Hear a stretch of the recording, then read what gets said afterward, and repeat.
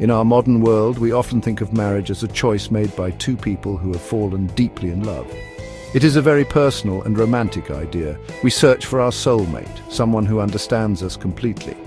This is the story we see in films and read in books, but if we were to travel back in time, we would find a very different picture. For most of history, marriage was not about the love between two individuals. Instead, it was an arrangement, a carefully planned contract between families.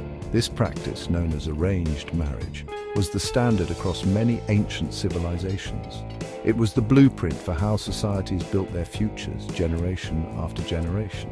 The concept of an arranged marriage might seem strange to us today. We value our freedom to choose our own partners. However, in ancient times, the needs of the family and the community were far more important than the desires of one person. A marriage was seen as a very serious business. It was a tool used to build power, protect wealth, and ensure stability. The decision was too important to be left to the unpredictable emotions of young people. Parents and elders, with their wisdom and experience, would choose a suitable partner for their child. They believed this was the best way to secure a good and prosperous life for everyone involved in the family unit. An arranged marriage was a formal agreement. It was less about a romantic proposal and more like a strategic negotiation. Families would look for partners for their children who came from a similar social standing. They would consider the other family's reputation, their land, and their political connections. The goal was to create a strong and beneficial union that would last a lifetime. The happiness of the couple was certainly hoped for, but it was not the main reason for the match. It was believed that respect and perhaps even love would grow over time as the couple worked together to fulfill their duties to their families and their community. This system was the foundation of society for thousands of years.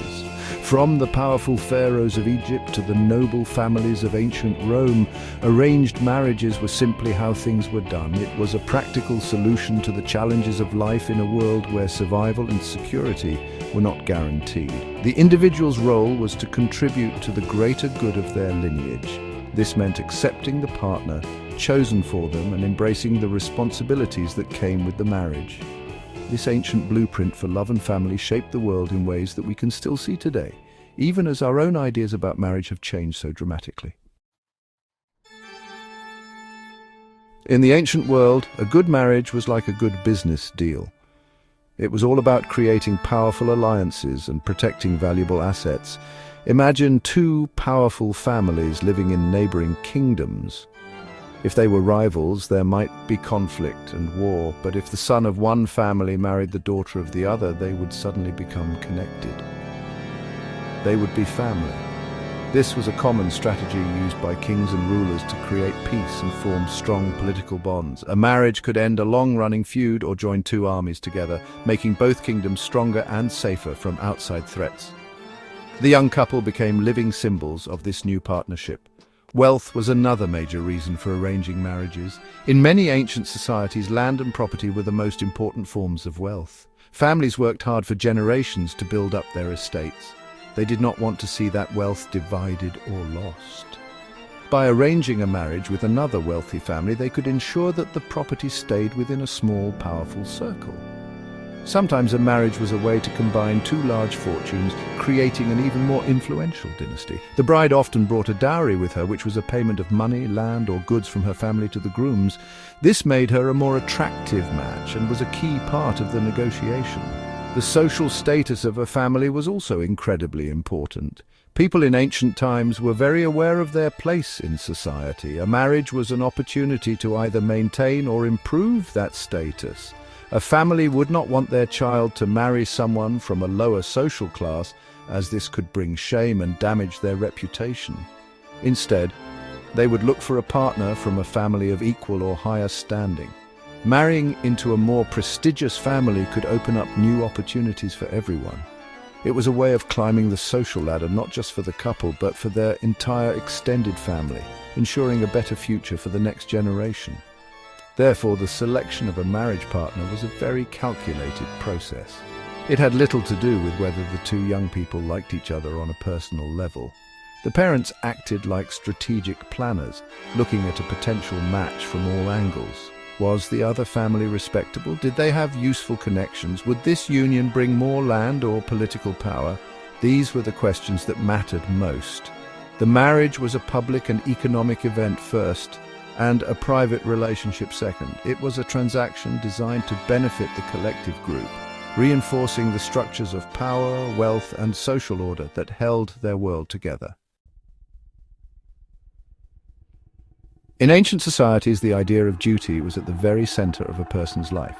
From a young age, children were taught that they had a responsibility to their family, their ancestors, and their community. This sense of duty was more important than personal happiness or individual freedom. When it came to marriage, this principle was especially strong. A person's choice of partner was not really their own choice to make. It was a decision made for them by their elders, and it was their duty to accept it gracefully. To refuse an arranged marriage would have been a great act of disrespect. It would be seen as selfishly putting one's own feelings above the well-being of the entire family. This duty extended to the community as a whole.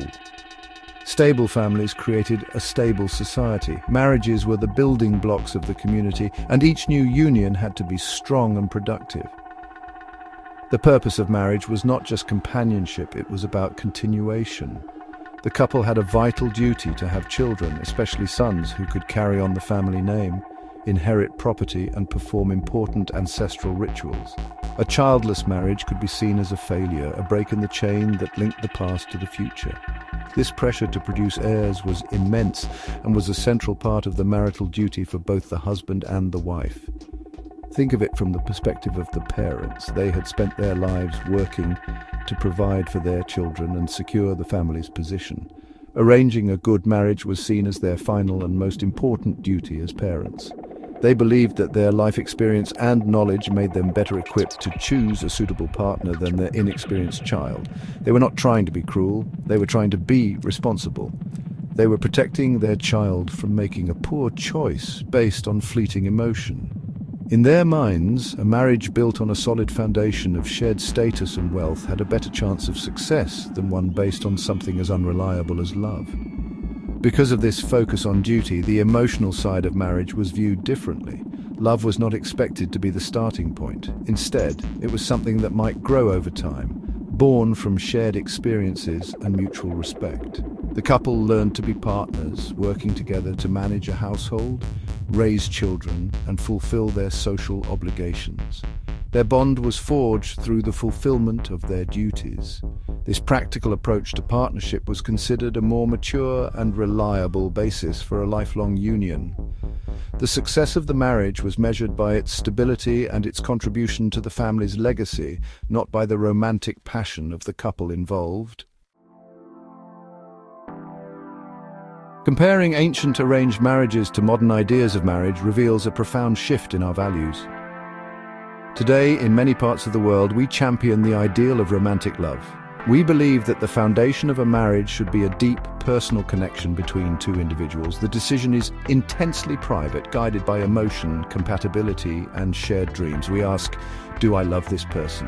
In ancient times, the question was very different. Families would ask, is this union good for our family?